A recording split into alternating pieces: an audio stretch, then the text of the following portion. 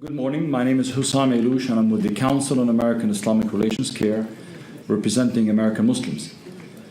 Islam and Muslims have always been part of America's history since before its inception. There are about 6 million American Muslims. The American Muslim community is the most ethnically diverse religious community in America, highly educated, economically successful, proudly American, and sadly, one of the most targeted by hate rhetoric and incidents.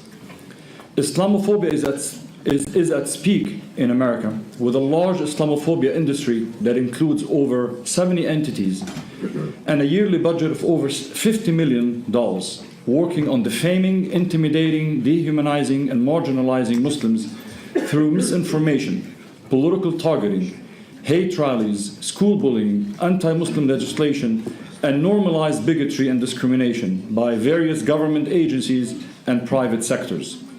The campaign of bigotry has had significant success, as reflected in the alarming spike in the number of reported anti-Muslim incidents in recent years. Anti-Muslim bigotry is not merely the product of the Trump administration's divisive rhetoric.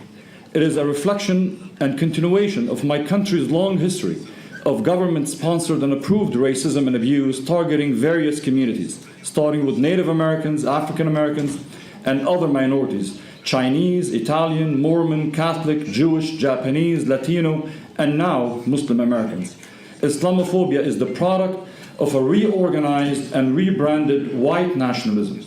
President Trump's xenophobic rhetoric and executive orders, such as the Muslim ban, have certainly helped fuel and normalize that racism.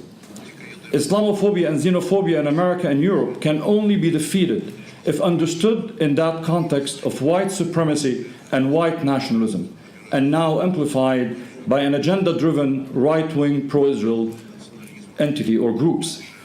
Our recommendations to the OSCE: engage American Muslims, challenge the growing hate and xenophobic rhetoric and policies, including within the US and European governments, especially those policies falsely justified under national security and counterterrorism.